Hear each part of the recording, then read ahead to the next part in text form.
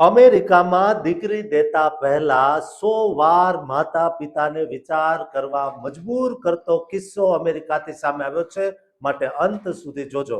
દોસ્તો, ગુજરાતી યુવાનની પત્ની 10 વર્ષ નાના પ્રેમી સાથે દીકરીને છોડીને ભાગી જાય અને આવેશમાં આવીને રવિવારે અડધી રાત્રે પત્નીનું ગળું કાપીને હત્યા કર્યા બાદ ભારત ભાગવા નીકળેલો પતિ એરપોર્ટ પર જ પકડાઈ જાય ત્યારે તે દીકરીના ભવિષ્ય પર કેવી વજ્રઘાત અસર થતી હશે. દોસ્તો, શિકાગોમાં બનેલી આ કાળજુ કંપાવી દેનારા અરેરાટી ભર્યા હત્યાકાંડ પાછળનું એક સત્ય જાણીને તમારા હોશ ઉડી જવાના છે. અમેરિકાના શિકાગો શહેરમાંથી સામે આવેલા ચોંકાવનારા સમાચાર મુજબ અંકુર પટેલ નામના એક ગુજરાતી યુવકે પોતાની જ પત્નીને ધારદાર ચપ્પુ વડે હત્યા કરી નાખી હતી. આ ભયાનક ઘટના શિકાગોના આલ્બની પાર્ક વિસ્તારમાં આવેલા નોર્થ એવર્સ એવન્યુના 4800 બ્લોક સ્થિત એક એપાર્ટમેન્ટમાં ગત રવિવારે અડધી રાત્રે આશરે 1:30 વાગ્યાના સુમારે આકાર પામી હતી. પત્નીની હત્યા કરીને ફરાર થયેલો અંકુર પટેલ ભારત ભાગી જવાની ફિરાકમાં હતો, પણ શિકાગો પોલીસે તપાસ હાથ ધરીને ગણતરીના માત્ર 9 કલાકના ટૂંકા ગાળામાં જ તેને એરપોર્ટ પર સિક્યોરિટી ચેક પોઈન્ટમાંથી પાસ થતી વખતે ઝડપી પાડ્યો હતો. કાનૂની પોલીસ તપાસ મુજબ અંકુર અને તેની પત્ની તથા 5 વર્ષની માસૂમ દીકરી 3 વર્ષ પહેલા જ ગેરકાયદે રીતે અમેરિકા પહોંચ્યા હતા અને મિશિગનમાં રહ્યા બાદ 4-5 મહિના અગાઉ જ શિકાગો શિફ્ટ થયા હતા. અમેરિકામાં અંકુર અને તેની પત્નીએ એકબીજાના નામના ટેટુ પણ કરાવ્યા હતા અને અંકુર રાત દિવસ કાળી મજૂરી કરીને કમાણી કરી તેનું દેવું ભરતો હતો, પરંતુ પત્નીની જિંદગીમાં જય નામના પોતાનાથી 10 વર્ષ નાના યુવકની એન્ટ્રી થતા જ દંપતી વચ્ચે કમઠાણ સર્જાયું. પત્ની જય સાથે સંબંધમાં પડીને પોતાની માસૂમ દીકરી અને અંકુરને છોડીને ભાગી ગઈ. પત્ની ઘર છોડીને ગઈ ત્યારે અંકુરે એક ભાવુક વિડીયો વાયરલ કરીને રડતા રડતા પોતાની વ્યથા ઠાલવી અને ચેતવણી આપી કે આ ભૂલની સજા તેણીને ભોગવવી પડશે.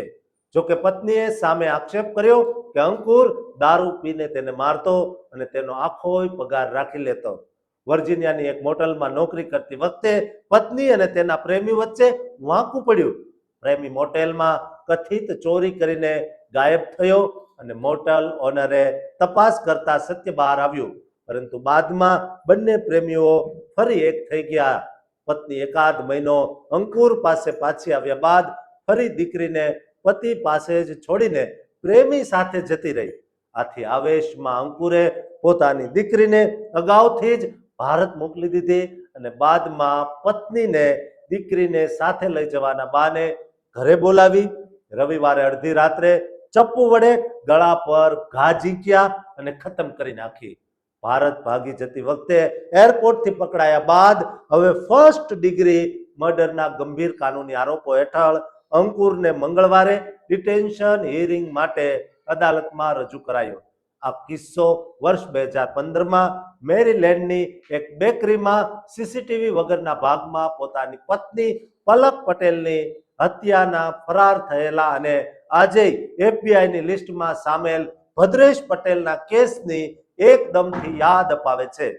દોસ્તો, ભદ્રેશ પોતાની પત્નીના અફેર કે નાપસંદગીના કારણે ભાગી ગયો હતો, પણ અંકુરના કિસ્સામાં પત્નીના આડા સંબંધો સામે એક મોટો સબક શીખવવા જતા અંકુરે પોતાનું આખું જીવન જેલમાં ધકેલી દીધું છે, જ્યાં માતાનું મોત થયું છે અને પિતા જેલ ભગા થતા આખી સજા 5 વર્ષની અબોધ માસૂમ દીકરીએ ભોગવવી પડે તેવી સ્થિતિ થઈ છે.